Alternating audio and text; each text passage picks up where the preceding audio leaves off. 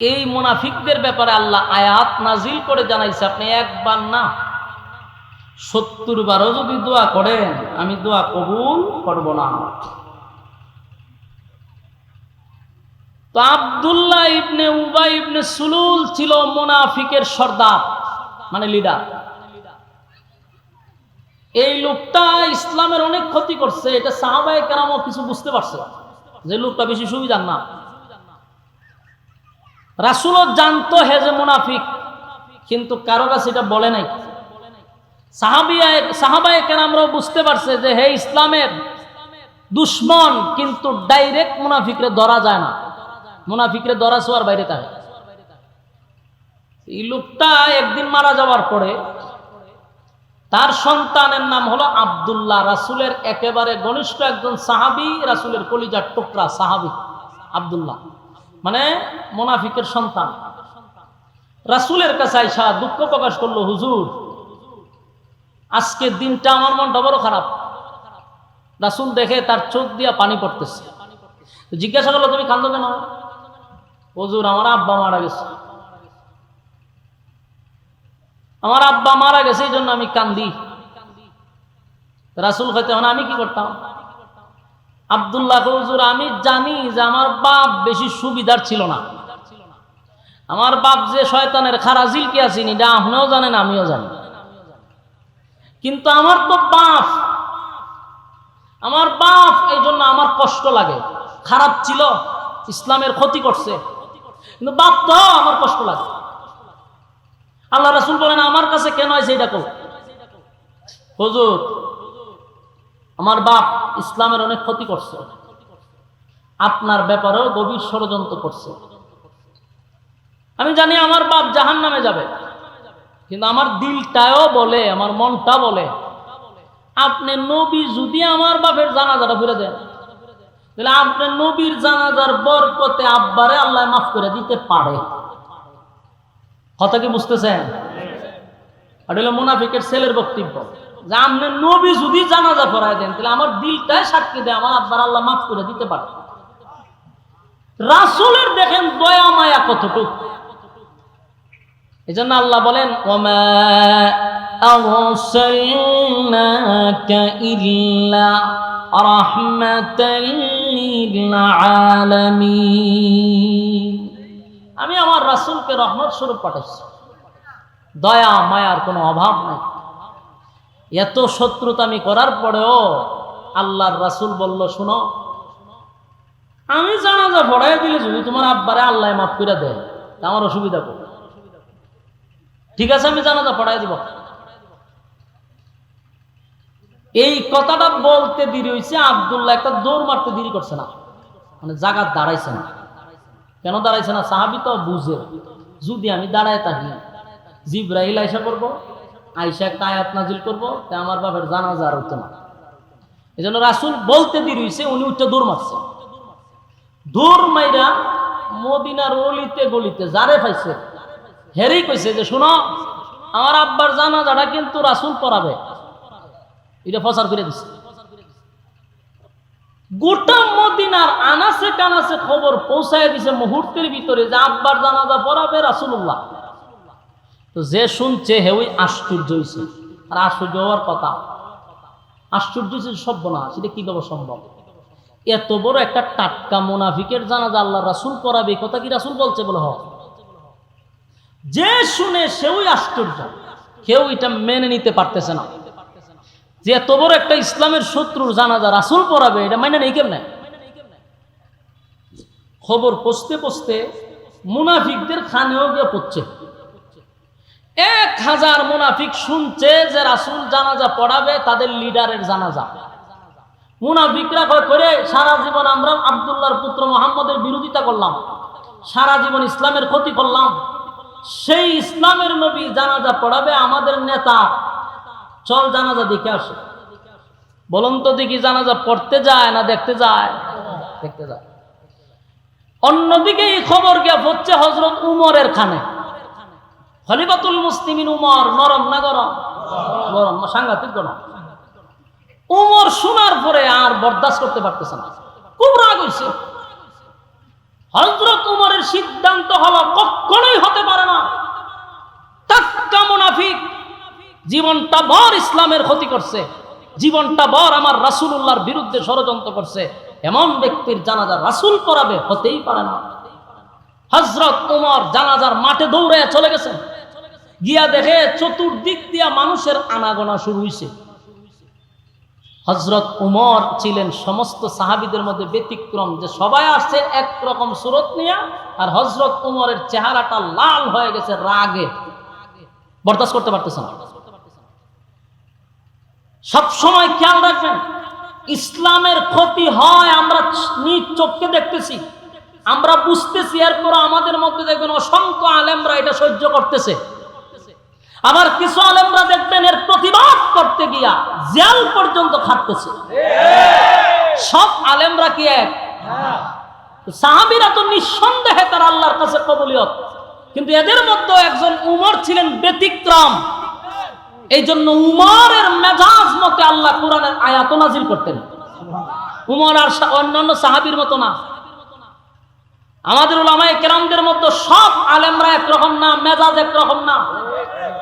আমাদের সামনে গুনাহ হচ্ছে, আমাদের সামনে ইসলাম বিরোধী কাজ চলতেছে, এরপরে আমরা এগুলো সহ্য করতেছি, দেখার পরে আমরা কিছু বলতেছি না, বললে যদি আবার সাইড দেওয়ালের ভিতরে যেমন লাগে। আবার কিছু আলেমরা তাদের এমন হুঙ্কারে প্রতিবাদ করতে গিয়া বছরের পর বছর দোষ ছাড়া নির্দোষ 3 বছর 4 বছর কারাবন্দী হয়ে থাকতে হয়।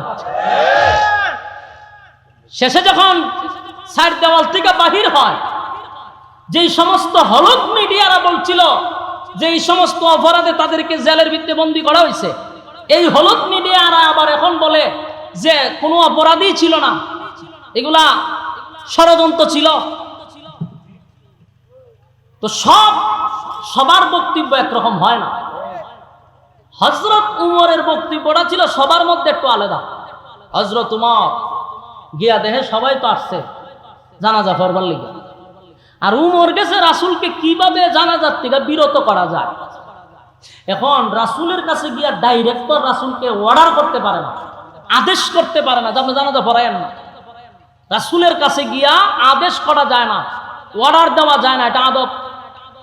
কিন্তু উমর তো ডাইরেক্ট গিয়ে রাসূলকে বলতে পারতেছেন, এখন করতো কি, জানাজা আটকাইব কিভাবে? তখনই হযরত উমর আমার তেলাওয়াতকৃত আয়াতটা বারবার তেলাওয়াত করতে শুরু করছে। সুবহানাল্লাহ। কোন আয়াত? সূরা তাওবার 80 নম্বর আয়াত। বলুন কোন আয়াত? সূরা তাওবার 80 নম্বর আয়াত। হযরত উমর রাসূলের চতুর্দিকে ঘুরতেছে আর এই আয়াত পড়তেছে, ইস্তাগফির লাহুম আও লা তাস্তাগফির লাহুম ইন তাস্তাগফির লাহুম 70 মাররাতান فلن يغفر الله لهم ذلك بأنهم كفروا بالله ورسوله والله لا يهدي القوم الفاسقين। এই আয়াত ঘুরতেছে আর পড়তেছে। সুবহানাল্লাহ। বারবার খলিফাতুল মুসলিমিন উমর যখন রাসূলের চতুর্দিকে ঘুরে আর আয়াতগুলি পড়তেছিল, আল্লাহর নবীর বোঝার আর বাকি নাই। নবীজি বুঝতে পারছে ওমর বারবার আমার চতুর্দিকে ঘুরে আর আয়াতগুলি কেন পড়তেছে। আল্লাহর নবীর চতুর্দিকে ঘুরে আর জুড়ে জুড়ে জুড়ে জুড়ে জুড়ে জুড়ে ইস্তাগফির লাহুম আও লা তাস্তাগফির লাহুম ইন তাস্তাগফির লাহুম 70 মাররাতান ফালান ইয়াগফিরাল্লাহু লাহুম যালিকা বিআন্নাহুম কাফারু বিল্লাহি ওয়া রাসূলিহি ওয়াল্লাহু লা ইয়াহদিল কওমাল ফাসিকিন। আয়াত কারিমা হযরত উমর রাসূলের চতুর্দিকে ঘুরে আর এই আয়াতগুলো যখন পড়তেছিল, আল্লাহর নবী বুঝতে পেরে বলেন, উমর রে, এই আয়াত তুমি আমার কান পর্যন্ত বারবার বারবার কেন পড়তেছ? এই আয়াতের মধ্যে আল্লাহ স্পষ্ট বলে দিল, আমি নবী যদি মুনাফিকের জন্য একবার নয় গো 70 বার যদি আমি মুনাফিকের জন্য দোয়া করি, আমার আল্লাহ আমারে ঘোষণা দিল 70 বার দোয়া করলেও মালিক আমার দোয়া মুনাফিকের জন্য কবুল করবে না। বুঝতে পারছি কেন বারবার বারবার এই আয়াত তুমি আমার কান পর্যন্ত পৌঁছায়া দিচ্ছ। আমার বোঝার বাকি নাই। ওমর রে, তুমি কি বোঝাইতে চাও? হযরত ওমর বলেন, নবী গো, ডাইরেক্ট তো আপনাকে কিছু বলতে পারি না, আপনি আল্লাহর পয়গম্বর, কিন্তু আমার ভিতরের জ্বালা যন্ত্রণা আর সহ্য করতে পারি না, আমি বরদাস্ত করতে পারি না। যেই লোকটা জীবনটা বর আপনি নবীর বিরোধিতা করল, জীবনটা বর ইসলামের ক্ষতি করল, যেই লোকটা আপনাকে মারার জন্য গভীরভাবে ষড়যন্ত্র করল, কেমনে গো আপনি নবী তার জানাজা পড়ার জন্য মাঠে আসছেন? আমি ওমর বরদাস্ত করতে পারি না গো নবী, আপনাকে অর্ডার দিতে পারলাম না, এই জন্য আমি কোরআনের আয়াত আপনার কান পর্যন্ত বারবার পৌঁছায়া দিচ্ছি। এখন নবীজি আপনি এই মুনাফিকের জানাজা পড়ায়েন না গো নবী। আল্লাহর নবী বলেন, ওমর, এই আয়াতের মধ্যে রব্বে কারীম কোথাও, এই আয়াতের কোথাও তো আল্লাহ একবারও বলে নাই যে আমি জানাজার নামাজ পড়াইতে পারবো না। এই আয়াতের মধ্যে কি আছে কোথাও যে জানাজার নামাজ আপনি পড়ায়েন না? এই আয়াতে আল্লাহ বলছেন 70 বার দোয়া করলেও আমার মালিক দোয়াটা কবুল করবে না, কিন্তু আমার মালিক একবারের জন্য বলে নাই যে আমি নামাজ পড়াবো না। এ ওমর, আমার আল্লাহ এত দয়া মায়া কেন দিল বল? আমি নবীর ভিতরে এত মায়া, আমার মালিক বলছে 70 বার দোয়া করলেও দোয়াটা কবুল করবে না, কিন্তু আমি নবীর ভিতরে এত মায়া, এত দয়া আল্লাহ কেন দিল? আমার মনটা চায় রে, আমার মনটা চায়, আমার মালিক 70 বার বলছে, আমার মনটা চায় আমি 100 বার গুনাহগারের জন্য দোয়া করি। আমার মালিক যদি 100 বার দোয়া করার বরকতে আমার গুনাহগার উম্মতকে মাফ করে দেয়, আমি রাসূল খুশি। জোরে কোন সুবহান। এ যুবক ভাই, এ নবীর কত মায়া দেখছনি?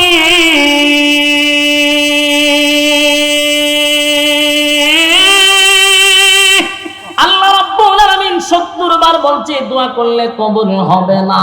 পয়গম্বর বলে আমার মনটা চায় 70 বার নয় গো, আমার মালিক যদি 100 বার দোয়া করলে কবুল করে, আমি রাসূল আমার উম্মতের জন্য 100 বার দোয়া করতে রাজি।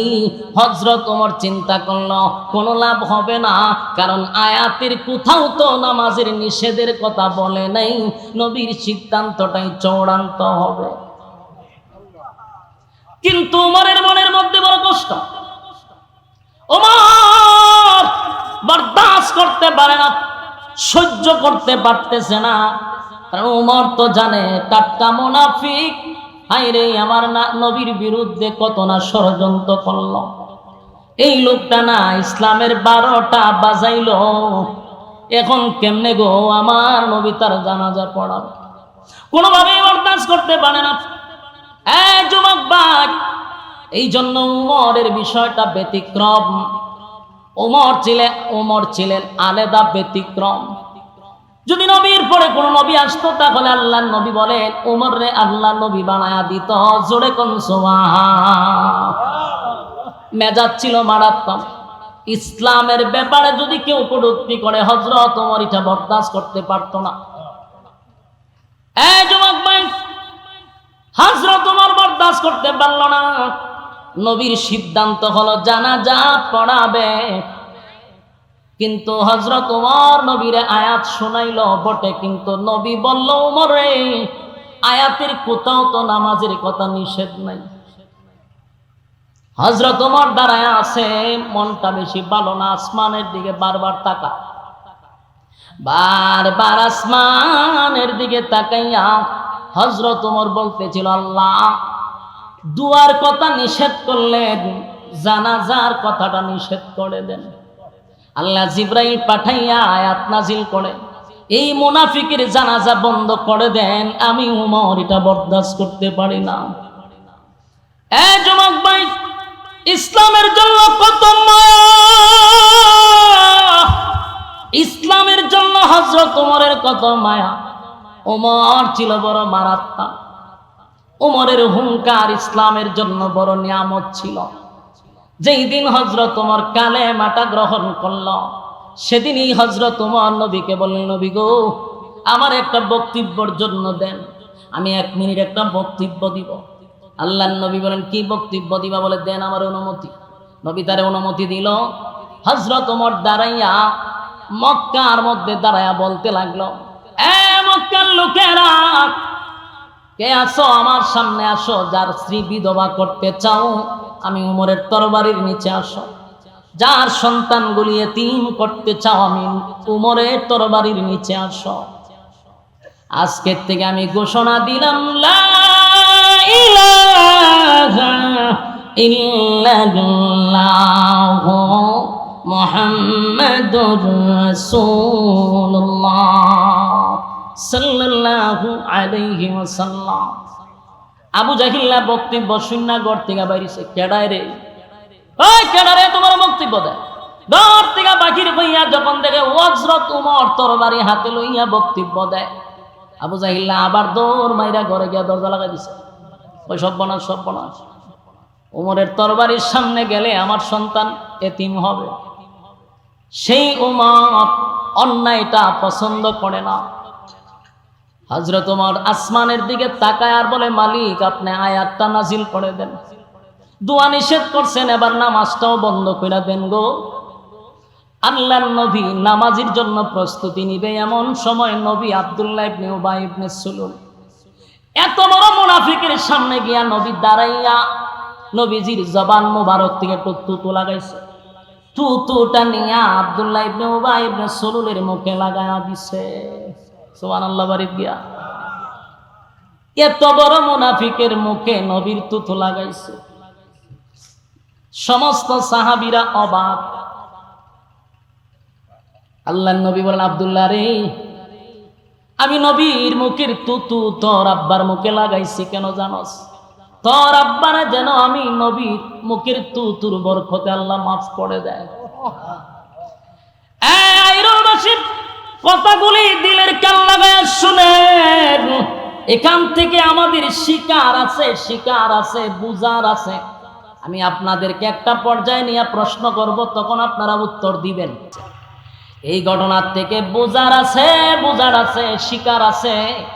জীবনের সবচেয়ে বড় গুরুত্বপূর্ণ কথা মনোযোগ দিয়া শোনেন। নবীজির মুখের তুতুর দাম আছে না নাই? নবীর মুখের তুতু লাগায়া দিল আব্দুল্লাহ ইবনে উবাই ইবনে সুলুল মুনাফিকের মুখে লাগায়া বলেন, আল্লাহ যেন তুতুর বরকতে মাফ করে দেয়। সমস্ত সাহাবীরা অবাক হয়ে গেল। হযরত ওমর বরদাস্ত করতে পারতেছে না, নবীর যত মায়াই দেখা, ওমর কিন্তু খুশি না। ওমরের রাগে লাল হয়। কিছুক্ষণ পরে আল্লাহর হাবিব নিজের জুব্বাটা খুলছে, কইলা মুনাফিকরে কাপন স্বরূপ পড়ায়া দিছে। সুবহানাল্লাহ। বাড়ি গিয়া এ যুবক ভাই, এ নবীর জুব্বার কত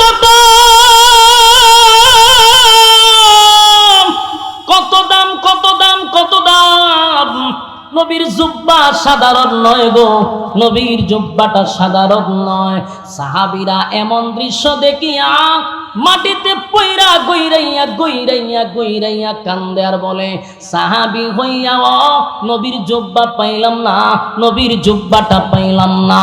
একটা টাটকা মুনাফিক হইয়া কেমনে গো নবীর জুব্বাটা পাইল? বরদাস্ত করতে পারি না। সাহাবীরা গইরাইয়া কান্দে, গইরাইয়া কান্দে। হযরত ওমর আরো রাগান্বিত হয়ে গেল, কেমনে রে, এত বড় মুনাফিক নবীর মতো একটা পয়গম্বরের জুব্বা একটা মুনাফিকে পাইলো, আমি কেমনে বরদাস্ত করি? সাহাবীরাও কান্দে, আমরা জুব্বা পাইলাম না, মুনাফিকে কেমনে জুব্বা পায়? সুবহানাল্লাহ। আল্লাহর নবী বলেন, আব্দুল্লাহ শুন, আমি তোর আব্বারে জুব্বা কেন দিলাম জানোস নি? তোর আব্বারে জুব্বা কেন দিলাম জানোস? আমি এমনি এমনি তোর আব্বারে জুব্বা দেই নাই।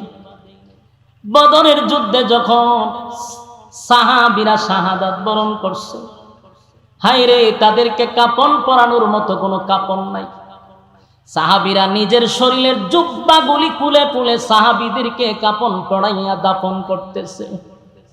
এমন সময় আমার চাচা আব্বাস রাদিয়াল্লাহু তাআলা মোটা ছিল, স্বাস্থ্যবান ছিল, লম্বা ছিল, যার তার জুব্বা আমার চাচার পরনে লাগে না।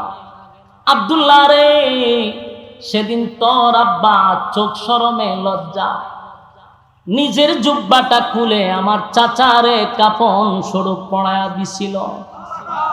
আমি তোর আব্বার কাছে ঋণী ছিলাম, আজকে আমি নবীর জুব্বাটা দিয়া ঋণ থেকে আমি মুক্ত হয়ে গেলাম। একটা জবান বন্ধ রাখবেন না, জুড়ে কোন আল্লাহু আকবার। আরো জুড়ে কোন আল্লাহু আকবার। ঈমানের অবস্থা বলেন আল্লাহু আকবার। আমার নবীর কত মায়া দেখছনি। একটা মুনাফিক নবীর জুব্বা পরায়া দিল গো, নবীর জুব্বা পরায়া দিল, নবীর জুব্বা পাইল মুনাফিক। আর নবী বলেন, আমি আমার জুব্বা তোর আব্বারে পরায়া দিলাম, আমি তোর আব্বার মুখে তুতাও লাগায়া দিলাম। উপস্থিত সাহাবীরা কান্দে, এই দৃশ্য দেখে আফসোস করে। এমনকি হযরত ওমর রাগে রাগান্বিত হইয়া চতুর্দিকে তাকায় আর আসমানের দিকে তাকায় আর বলে, মালিক, জানাজার নামাজ বন্ধ করে দেন।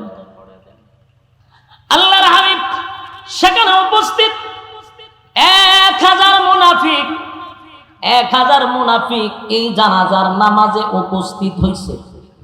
জানাজা পড়ার জন্য নয় গো, জানাজা দেখার জন্য আসছে। কথা কি বুঝতেছেন?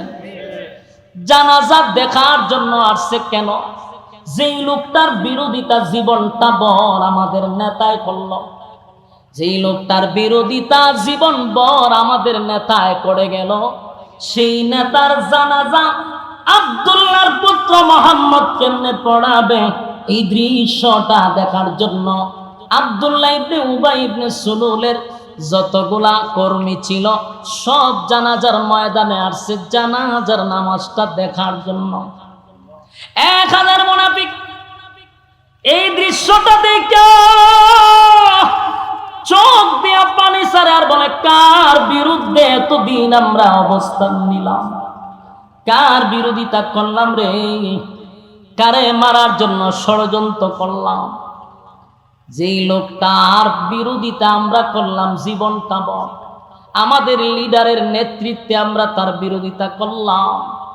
এত বড় দুশ্মনের প্রতি যদি তার এত মায়া হয়, মহব্বত হয়, দুশ্মনের প্রতি যদি এত ভালোবাসা হয় রে, তাহলে এই লোকটার বন্ধুর জন্য কত মায়া।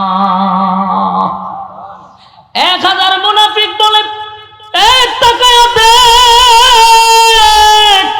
দুশ্মনের প্রতি আব্দুল্লাহর পুত্র মুহাম্মদের কত মায়া।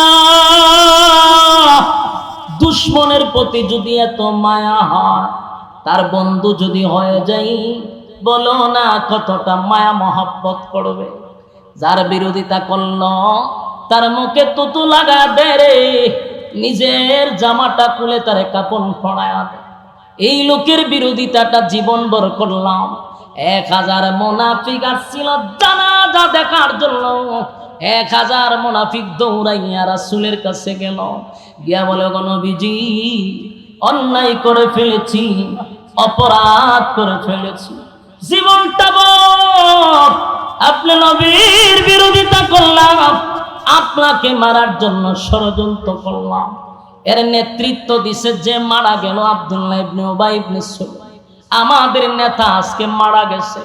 এই নেতার নেতৃত্বে আপনার বিরোধিতা করলাম, মারার জন্য ষড়যন্ত্র করলাম, কিন্তু আজকে আপনার আখলাক আর চরিত্র দেখে পাগল হয়ে গেলাম। এমন ভালো মানুষ কোনোদিন মানুষের ক্ষতি করতে পারে না। আপনি আল্লাহর পয়গম্বর, এর মধ্যে কোনো সন্দেহ নাই। আজকে আমরা বুঝতে পারছি, তাই আর ভুলে থাকতে চাই না।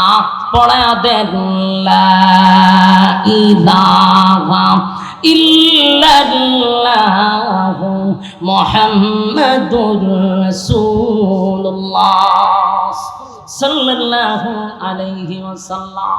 এই যুবক বাপ, একজন মুনাফিক মারা গেল, একজন মুনাফিক মারা গেল।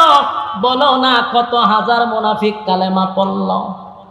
আর জুড়ে আপনারা কি বিরক্ত লাগতেছে? আওয়াজে বোঝা যায় কি বিরক্ত আমার প্রতি। সেটা দিতাম। যুবক বাপ, কথাগুলি দিলের কেন লাগায় শুনেন। মারা গেল একটা মুনাফিক, কিন্তু কালেমা তো পড়ল 1000 মুনাফিক। সুবহানাল্লাহ। বলুন তো কিসের কারণে? নবীজির আখলাক দেখা। সুবহানাল্লাহ। কথা কন না, নবীর কি দেখা? আজিম ছিল চরিত্র। কি ছিল? আজিম চরিত্র। ওয়া ইন্নাকা লাআলা খুলুকিন আযীম।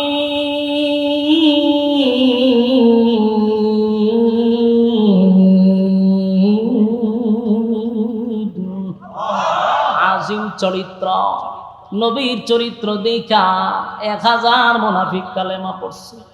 কথা বলেন না? তোমার আর আমার চরিত্র দেখা মানুষ আরো খারাপ শয়তান হয়। বাস্তব না বাস্তব? আফসোস, নবীর তরিকা অনুযায়ী আমরা যারা চলি, আমরা বুঝা দরকার নবীর শুধু আখলাক আর চরিত্র দেখা 1000 বেঈমান কালেমা পড়ছে। কথা কয় না? আমরা যারা নবীর আদর্শ অনুযায়ী চলতে চাই, আমাদের চরিত্র ঠিক করা দরকার।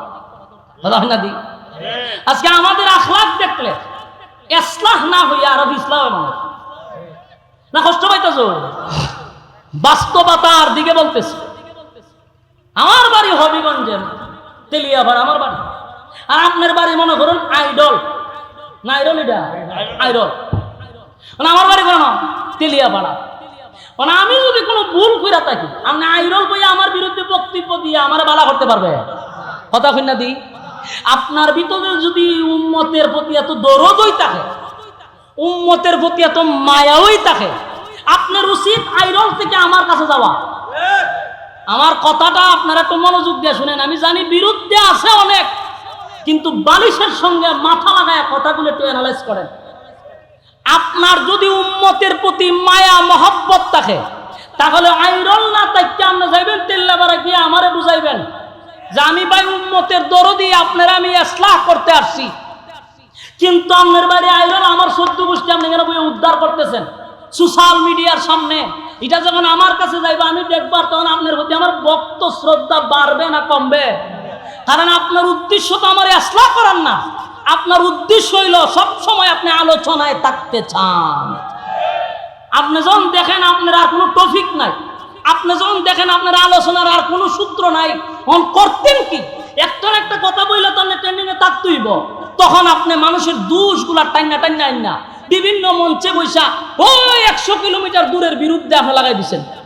এর দ্বারা ইসলাহ হয় না, বরং ইসলাহ হয়। এটা উম্মতের প্রতি আপনার দরদ না, উম্মতের প্রতি আপনার দরদ নয়। এগুলা কতদিন আর চলবে? এবার বন্ধ হওয়া দরকার। কথা কন, বন্ধ হওয়া। রাসূলের উম্মতের প্রতি যদি আপনার দরদ থাকে, মায়া থাকে, মহব্বত থাকে, তাহলে আপনি আমার কাছে যাইবেন, আমি আপনার কাছে যাব।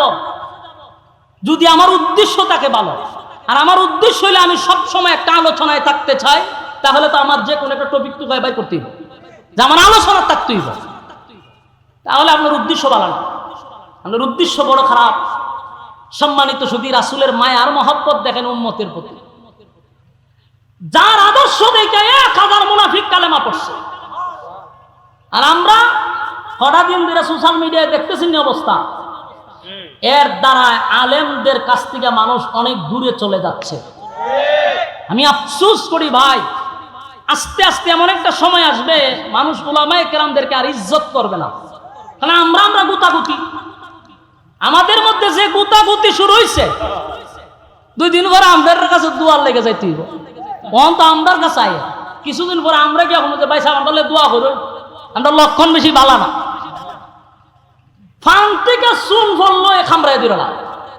কে রে ভাই, তোমার ভিতরে যদি দরদ থাকে তুমি পার্সোনাল নাম্বারে ফোন দাও। গত কিছুদিন ধরে দেখতে যে আমার একটা সঙ্গীত এখনো বাইরেছে না, এখনো এটা রিলিজই হয় নাই, যা শুধু আমি রেকর্ড করতাম গেলাম, এটা 30 সেকেন্ডের ভিডিওটা সারা হয়েছে, এটা নিয়ে সমালোচনা শুরু করে দিছে, এখনো রিলিজই হয়েছে না। কেন? তোমার আর অন্য কোনো আলোচনা নাই, সারাটা দিন বইয়া খালি খার কোন দোষ আছে এটি বইয়ে বইয়ে নোট করে ডায়েরিতে। এরপরে এই নোটটা দেয় মিডিয়ার কাছে যে তুই কিন্তু সময় মতো আমার কাগজটা ধরাই দিস, কারণ আমার কিন্তু এখন আলোচনা থাকতে পারতেছে না, কারণ বড় বড় বাংলার বাগরা বাইরিছে, এখন আমার খাওয়া নাই, আমার মার্কেটে খাওয়াই তুইব, আর খাওয়াইতে গেলে আমার কাছে কাগজ দিস, আমি কিছু আলোচনা থাকতেইব, কারণ ভাইরাল ব্যক্তিদের ব্যাপারে যদি কথা না বলি তা আমি তো ভাইরাল হইতাম না। এই মন মানসিকতার থেকে বাইরে আসতে হবে, এই কুরুচিপূর্ণ মন মানসিকতার থেকে বেরিয়ে আসতে হবে। ইজ্জতের জায়গায় আছেন, ইজ্জতের জায়গায় থাকেন। একটা সময় মানুষ মাথা, বাংলাদেশের মানুষ যত চিনেন, সম্মান দিতে দিতে আসমানও তুলে আবার জুতা দা পিডাই আমনি সালামায়, এটা বাংলাদেশ। কথা কেন হাতি? আমরা বাংলাদেশে একজন বক্তা আছে শাহেখ আহমদুল্লাহর সাথে যে লাগছে এখন, তারে কিন্তু আমরাই উফরে উঠাইছি, কারণ আমরা আবার নিচে লামাইতেছি। কেরে কত আবেগ, কেরে আপনারা উড়াইবার সময় স্মরণ থাকে না, লামাইবার সময় আপনারা স্মরণ থাকে না। এগুলো হইল গিয়া বাউতাবাদী ছাড়া কিছু না। একটা ফেসবুকে কিন্তু নাস্তিকরাও থাকে, রামবামরাও থাকে, খালি আলেমরা থাকে না। আমরা যে খামরা খামরি শুরু করছি, ফলাফল কিন্তু ভালো হবে না। আমার ক্ষুদ্র জ্ঞান থেকে বলি, একজনকে রাহবার মেনে বাংলাদেশের রাস্তা আমরা চলবো, যারে রাহবার মাইনা। কথা কোন ঠিক কিনা? এখন যেহেতু বাংলার বাদ ফিরে আসছে, আমরা তার রাহবার হিসাবে মানি, অসুবিধা কি? একজনের নেতৃত্বে চলেন, গুতাগুতি বাদ দেন, বাদ দিয়া চলেন সামনের দিকে, আমাদেরকে টেকাইবার মতো কেউ থাকবে না। আর যেইভাবে খামরা খামরি শুরু হয়েছে, আমরা ফতনও বেশি সময় না। আল্লাহ আমাদের হেফাজত করুক। সম্মানিত সুধী, রাসূল সাল্লাল্লাহু আলাইহি সাল্লামের শুধু আখলাক আর চরিত্র দিকা 1000 মুনাফিক ছিল তামসা দেখবার লাগিয়া, তামসা দিকা কালেমা বের হইছে। সুবহানাল্লাহ, এটা আদর্শ, রাসূলের আদর্শ ছিল। তো এখন মুনাফিকরা কালেমা পড়ছে, তেমন সবাই খুশি না? কথা বলেন না? জানাজার মাঠে সবাই খুশি, ভাই সব বনায় 1000 মুনাফিক কালেমা পড়ছে, সবাই খুশি। কিন্তু একজন মানুষ আরো রাগে রাগান্বিত হইছে, উনি হলেন হযরত উমর। উনি রাগ হইল কেন? উনার রাগটা আরো বাড়ছে। কেন বাড়ছে? যে এতক্ষণ রাসূল আমাকে বলছে যে আয়াতের মধ্যে আল্লাহ বলছে শুধু দোয়া নিষেধ করছে, কিন্তু জানাজার কথা তো নিষেধ করে নাই। কিন্তু রাসূল তখন স্পষ্ট হয়ে গেছে, যার কর্মীরা নিজেই বলছে যে হে আমাদের নেতা ছিল, যার কর্মীরা কি বলছে, সে আমাদের নেতা ছিল, তার নেতৃত্বে আপনার বিরোধিতা করছে, ইসলামের 12টা বাজাইছে। তো রাসূল তখন ক্লিয়ার হয়েছে। কথা হয় না দি? এখন কেন জানাজা পড়াবে? কথাটা বুঝতেছেন না? হযরত ওমরের যুক্তি আছে না নাই? এখন তো রাসূল বুঝতে পারছে যে সে টাক্কা মুনাফিক, কারণ তার কর্মীরা বলছে তার নেতৃত্বে আমরা ইসলামের ক্ষতি করছি। এখন কেন আবার রাসূল জানাজা পড়াবে? হযরত ওমরের রাগ কমছে না। উমর বারবার আসমানের দিকে তাকায়, আল্লাহ আল্লাহ, তাড়াতাড়ি আয়াত পড়ায় দেন। আর রাসূলের সিদ্ধান্ত হলো জানাজা আমি পড়াবো। রাসূল জানাজা পড়াইবার লাগা জানাজার মুসল্লায় চলে গেছে। এমন কি রাসূল জানাজা পড়াইও লাইছে। কথা বুঝতেছেন? জানাজা শেষ, সবাই খুশি, উমরের মনে অনেক কষ্ট, মনের কষ্ট নিয়ে বসে রয়েছে। কিছুক্ষণ পরে রাসূল হযরত উমর তাকায়া দেখে আল্লাহর রাসূল জানাজা শেষ হয়েছে, ভালো কথা। এখন লাশের পিছনে পিছনে রাসূল হাইটা কবরস্থানে যাইতেছে। এটা দেখতে উমরের মেজাজ আরো গরম হয়েছে। উমরের কত হলো জানাজা আপনি পড়াইছেন তো শেষ, এখন আবার গুরুস্থানে যান কেন? নিশ্চয়ই আপনার জন্য দোয়া করবেন।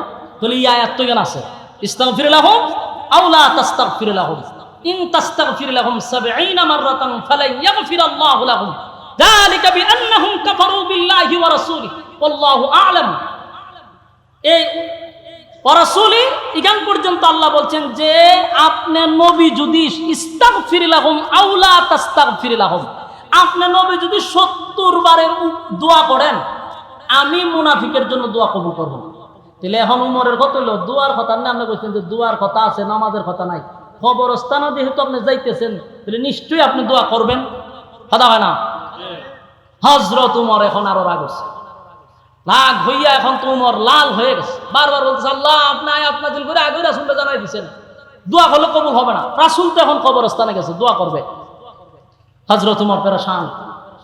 রাসূল সাল্লাল্লাহু আলাইহি সাল্লাম যখন মুনাফিকের দাফন কাফন হইল, এবার রাসূল 2 হাত উত্তোলন করবে মুনাফিকের জন্য দোয়া করার জন্য, এমনি জিবরাইল আয়া হাজির। সুবহানাল্লাহ, আর জোরে কোন জিবরাইল আয়া হাজির হয়। জিবরাইল বলেন আগে নবীজি দোয়াটা করেন, পরে আগে শুনেন আয়াত নাজিল হয়ে গেছে। সুবহানাল্লাহ, আপনি দোয়া করবেন না, আপনার উমরের সিদ্ধান্তটাকে আল্লাহ পছন্দ করছে। সুবহানাল্লাহ, কার সিদ্ধান্ত? উমরের সিদ্ধান্ত আল্লাহ পছন্দ করছে। উমরের মেজাজ মতে আল্লাহ কোরআনের আয়াত নাযিল করছে। সুবহানাল্লাহ, এজন্য উমরকে বলা হয় মেজাজে ওহী। সুবহানাল্লাহ, যার মর্জি মেজাজ মতো কোরআনে প্রায় 21 জায়গা আল্লাহ আয়াত নাযিল করছে। কি বুঝলেন? এই যুবক ভাই, জিবরাইল আলাইহিস সালাতু ওয়াস সালাম এসে বলেন নবী গো দোয়া করবেন, পড়ে শুনেন আয়াত নাযিল হয়ে গেছে। আপনার ওমরের সিদ্ধান্তটাই হলো চূড়ান্ত সিদ্ধান্ত। আপনার ওমরের সিদ্ধান্তটা আল্লাহ বড় পছন্দ করছে। আগে নবী আয়াত কারিমা নাযিল করে আল্লাহ জানায়া দেয় ওয়ালা তুসাল্লি আলা আহাদিম মিনহুম মাতা আবাদা ওয়ালা তাকুম আলা কবরি। এখান পর্যন্ত আল্লাহ বলেন ওয়ালা তুসাল্লি আলা আহাদিম মিনহুম মাতা আবাদা ওয়ালা তাকুম আলা কবরি। নেক্সট টাইমে, পরবর্তীতে, ভবিষ্যতে আপনি আর কোন মুনাফিকের জানাজা পড়বেন না। এই মিয়া কিছু বুঝছেন না আপনারা? কিতাব বুঝছো? আয়াত উমরের মেজাজ মতো হইছে নি? কথা কই না দি? উমর কি চাইছিল? জানাজা নামাজ আল্লাহ বন্ধ করে দেন। আপনি বন্ধ করছেন? আল্লাহ কই ওয়ালা তুসাল্লি আলা আহাদিম মিনহুম মাতা আবাদা ওয়ালা তাকুম আলা কবরি। আপনি নেক্সট টাইমে মানে ভবিষ্যতে আর কোন মুনাফিকের জানাজা আপনি পড়াবেন না। এরপরে এখানে শেষ না, ওয়ালা তুসাল্লি আলা আহাদিম মিনহুম মাতা আবাদা ওয়ালা তাকুম আলা কবরি। এরপর আল্লাহ বলেন কবরের সামনে দাঁড়াইয়া মুনাজাত করবেন না। কথা কই না দি? উমরের মেজাজ মতো হইছে নি? উমর চাইছিল কি? আল্লাহ দিছে কি? উমর যা চাইছিল আল্লাহ এই অনুযায়ী আয়াত নাযিল করছে। আল্লাহ বলেন ওয়ালা তুসাল্লি আলা আহাদিম মিনহুম মাতা আবাদা ওয়ালা তাকুম আলা কবরি। নবী গো ভবিষ্যতে আপনার কোনদিন মুনাফিকের জানাজা পড়বেন না, এমন কি মুনাফিকের কবরের সামনে দাঁড়াইয়া আপনি নবী দোয়া করবেন না। তাহলে আয়াত নাজিল করে দিল, আল্লাহ নামাজ নিষেধ করে দিল। এখন সময় যেহেতু কম, একবারে টাইম শেষ, এখন সংক্ষিপ্ত আকারে একটু বোঝানোর দরকার। আয়াত তো নাজিল হয়ে গেল, কিন্তু প্রশ্ন একটা থেকেই গেল, আয়াতটা যে নাজিল হয়েছে এটা কিন্তু মুনাফিকের জানাজা পড়ার পরে নাজিল হয়েছে। কথা হয় না দি? এই আয়াতটা যদি জানাজার আগে নাজিল হইতো তাহলে মুনাফিকের জানাজা আর পড়ানো হতো না। কথা হয় না দি? কিন্তু আয়াতটা কখন নাজিল হলো? মুনাফিকের জানাজা কমপ্লিট হয়ে গেল, আল্লাহ রাব্বুল আলামিন তখন আয়াতটাও নাজিল করলো। একটা প্রশ্ন থেকে যায়, কেন রে এই আয়াতটা আল্লাহ আগে নাজিল করলো না, আয়াতটা কেন পরে নাজিল করলো? এখানে প্রশ্ন। কথা কোন ঠিক? এই প্রশ্নের জবাব মুফাসসিরিনে কেরাম উল্লেখ করেছেন যে কেন আল্লাহ পরে নাজিল করলেন, আগে কেন নাজিল করলেন না। তার এক নাম্বার কারণ হলো আল্লাহর নবীর কথার বড় দাম, বড় দাম। সুবহানাল্লাহ। এই যুবক বালক, যেই সময় আব্দুল্লাহ ইবনে উবাই ইবনে সুলুল মারা গেল, আব্দুল্লাহ ইবনে উবাই ইবনে সুলুলের ছেলে যখন নবীর কাছে গিয়া বলছে নবী গো আমার আব্বা মারা গেছে, আপনি নবী যদি জানাজা পড়ায়া দেন তাহলে আমার দিলটা সাক্ষী দেয় আমার আব্বারে আমার আল্লাহ মাফ করে দিবে। কথা কোন ঠিক? এই আদাসিনী রাসূল কি বলছে? আমি জানাজা পড়ায়া দিলে যদি তোমার আব্বারে আমার আল্লাহ মাফ করে দেয়, তাহলে আমি জানাজা পড়ায়া দিব। কথা কন, জানাজা পড়ায়া দিব। এই যে রাসূল বলছে জানাজা পড়ায়া দিব, এবং আব্দুল্লাহ করছে কি পুরা মদিনায় এটা ভাইরাল করে দিছে যে আমার বাপের জানাজা রাসূল পড়াবে। তাহলে সবাই শুনছে, রাসূলও বলছে। এখন মানুষ আসছে জানাজা পড়ার জন্য, এই মুহূর্তে যদি আয়াত নাজিল করে আল্লাহ জানাজাটা বন্ধ করে দেয়, নবীর কথার ওজন থাকে না। কথা কি বুঝতেছেন? আমার নবীর কথার ওজন রাখার জন্য, নবীর কথার ওজন রাখার জন্য আল্লাহ আগে নাজিল করে নাই, পরে নাজিল করছে। এখন এতক্ষণের আলোচনার থেকে আমাদের শিকার কি, আমাদের বুঝার কি? এখানে সংক্ষেপে বলি, এতক্ষণের আলোচনার থেকে বুঝতে তো হবে কেন এই আলোচনাটা করলেন। এর এক নাম্বার কথা হলো, নবী যেই জায়গায় মুনাফিকের মুখে তুতু লাগাইয়া দিল, নবী যেখানে তার জুব্বা খুলে কাপড় পরাইয়া দিল, এরপরও কি লোকটা জান্নাতে যাইতে পারছে? হ্যাঁ, কথা কয় না, কথা কয় না। তাহলে নবীর তুতু লাগাইয়া দিল, জান্নাতি হওয়া যায় না। নবীর পরনের জুব্বা পরাইয়া দিল, জান্নাতি হওয়া যায় না যতক্ষণ না পর্যন্ত নবীর তরিকা অনুযায়ী, আল্লাহর হুকুম অনুযায়ী জীবন যাপন না করবে। নবীর ইতাআত করতে হবে। শুধু লম্বা লম্বা ডায়লগ দিলে চলবে না। শুধু লম্বা লম্বা ডায়লগ দিয়া দিয়া নবীর আশেক আশেক কইয়া লাফাইলে জান্নাত পাওয়া যায় না। এর বাস্তব প্রমাণ আব্দুল্লাহ ইবনে উবাই ইবনে সুলুলের জানাজায় রাসূল তুতু লাগাইছেন, রাসূলের জুব্বা পরাইয়া দিছে। এরপর আব্দুল্লাহ ইবনে উবাই ইবনে সুলুল জাহান্নামের নিকৃষ্ট জায়গায় থাকবে। বোঝা গেল নবী তুতু লাগাইয়া দিল কাম হবে না, নবীর জুব্বা পরল কাম হবে না, যদি নবীর তরিকা অনুযায়ী না চলে। কথা কয় না। আশেকে রাসূল বইলা লাফালাফি করলে কাজ হবে না, আশেকে রাসূল বইলা স্লোগান দিলে হবে না, আশেকে রাসূল বইলা রাজপথে আন্দোলন করলে চলবে না, যদি নবীর তরিকা অনুযায়ী জীবন যাপন না করো। কথা কোন ঠিক? সম্মানিত শুধু আমাদের দেশে হুসুডে বাঙালি শুধু লাফায় বেশি, বুঝে কম। লাফায় বেশি, বুঝে কম। আবু লাহাব, আবু তালেব রাসূলের চাচা, রাসূলের জন্য জীবন দিতে প্রস্তুত ছিল। 50টা বছর রাসূলকে লালন পালন করলো, এরপর আবু তালেব জান্নাতে যেতে পারলো না, কারণ নবীর তরিকা অনুযায়ী জীবন যাপন না করার জন্য। ভালোবাসা কি কোনো কম ছিল? বরং সারা পৃথিবীর সমস্ত আশেকে রাসূলকে এক পাল্লায় তুললে আবু তালেবের একদিনের ভালোবাসার সমান হবে না। এজন্য আমাদের এই বক্তব্য থেকে শিখতে হবে যে এক নাম্বার হলো আল্লাহর হুকুম আর নবীর তরিকা অনুযায়ী জীবন যাপন করতে হবে। কারা কারা করবেন হাত তুলে দেখায়া দেন। লিল্লাহে তাকবীর, লিল্লাহে তাকবীর। পারবো তো ইনশাআল্লাহ? এই ওয়াদা করেন, পাক্কা ওয়াদা। কার তরিকায় চলবেন? রাসূলের তরিকায় চলবো ইনশাআল্লাহ। আল্লাহ কবুল করুক, সকলেই বলে আমিন। সম্মানিত সুধী, আজকে